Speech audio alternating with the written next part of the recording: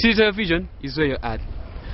Of course, coming close to you on your tablet, smartphone, or any computer near you. On Facebook, you can find us at City Television Uganda. On Twitter, we are at City TV UG. And on YouTube, we are at City Television Uganda.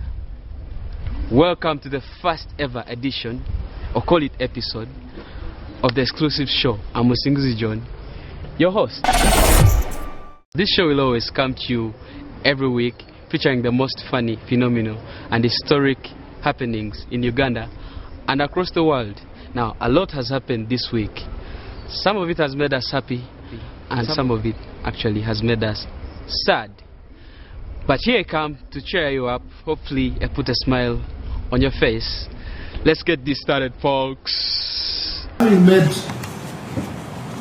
due inquiry into the petition, and on the basis of our findings set out in the judgment, we hereby declare that the first respondent was validly elected as president in accordance with Article 104 of the Constitution and Section 59 of the Presidential Elections Act. Accordingly, this petition is dismissed. We make no orders to process. Before we take leave of this meeting,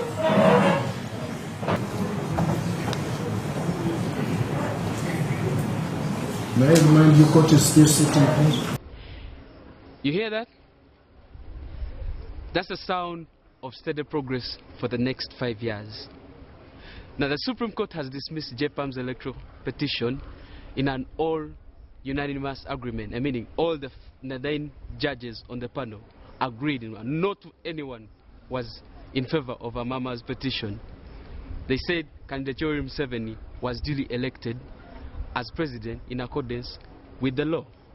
Now, I was listening today at a certain radio station, and people were so mad at the decision of the Supreme Court judges.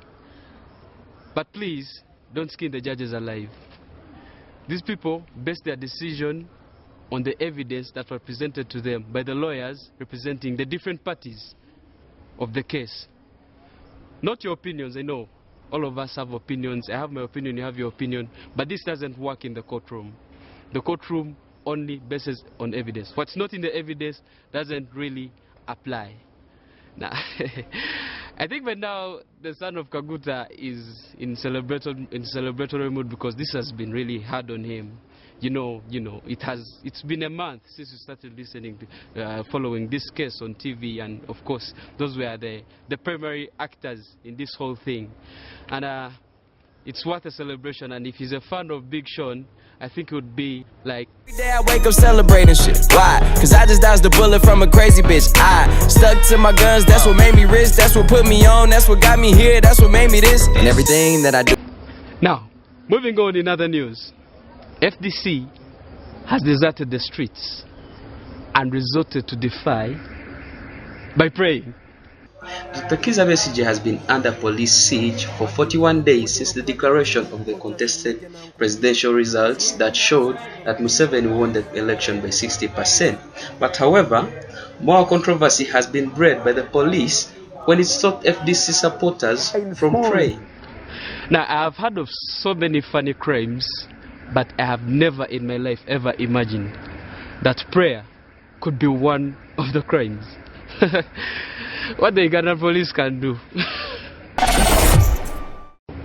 Now, sailing across the Atlantic, who is the youngest law offender that you've ever heard of? Well, I don't know how about you, but mine is the one Reagan who has started breaking the traffic laws as young as 8 months. Little Reagan was having a ball riding around in her new toy car she got for Easter. Until she got pulled over by police. Turns out the little 8-month-old was driving with an open container in the car. Reagan claimed the water bottle wasn't hers, and the officer bought her story. She was let go with a warning, but fast forward 17 years from now when Reagan gets her driver's license. Could this insanely adorable image get her out of a real ticket? Yeah, just in case she gets pulled over, she can use that. Now, I'm imagining how this police officer came to... You know these American police officers, they're always holding their belts like this. Here there's the cuffs and here there's a pistol. And he keeps on holding his cuff just in case you try to bring a lot of knowledge, you know. So he comes knocking on Reagan's car window. Reagan lowers the window and he was like, "License and registration, ma'am." And of course you know what Reagan's response would be. He was like, "License and registration." Well, that's America for you. But from America, we're going straight to Georgia. Now, when you amass a lot of wealth, you do a lot of things. Of course, when you have money, you can do presumably anything that your money can buy. You know, some of it has to do with our egos, really. When you're rich, you have this ego, you think everything should be yours just to quench your rich man ego. And some of them are actually outright unthinkable, just like what this Georgian tycoon did.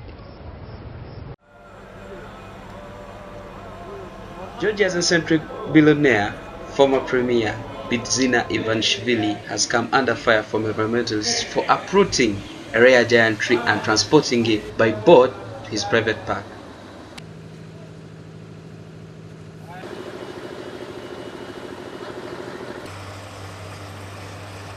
Environmentalists accused Ivanishvili of causing serious damage to the ecosystem during the tree's removal and expressed fears that it was doomed to wither after replanting.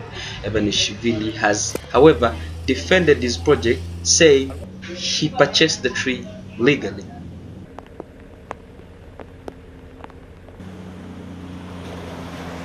Now, talking of being rich and buying yourself fantasies, if I was rich, do you know what I would do? I'd go to Capitol Hill in Washington, D.C., buy up all those congressmen and convince them to scrap the term limits from the American Constitution, so that Donald Trump, I know Americans are crazy, they may get that man elected actually come November. Donald Trump can rule for life. Those people need to know what we passed through here in Uganda, other than criticizing dictatorship. That has to happen in America.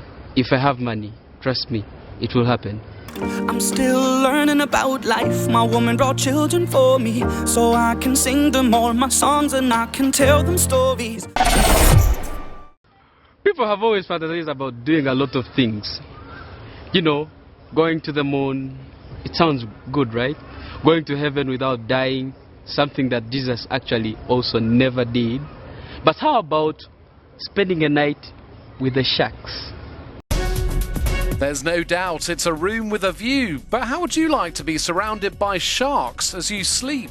A special underwater bedroom sitting in 3 million litres of water has been created at a Paris aquarium. A few lucky contestant winners will get the chance to stay before it becomes a research facility. This is all we got time for today, ladies and gentlemen. Catch me again next week. But remember to keep it locked on City Television Uganda. On Facebook, we're City Television Uganda. On Twitter, we're at City TV UG, and on YouTube we're at City Television Uganda. Let's go swim with the sharks. My name is no, my sign is no, my number is no. You need to let it go. You need to let it go. Need to let it go. On YouTube we're City Television Uganda. My name is no. Let's go swim with the sharks to Paris. This is funny and actually embarrassing. My name is no, my sign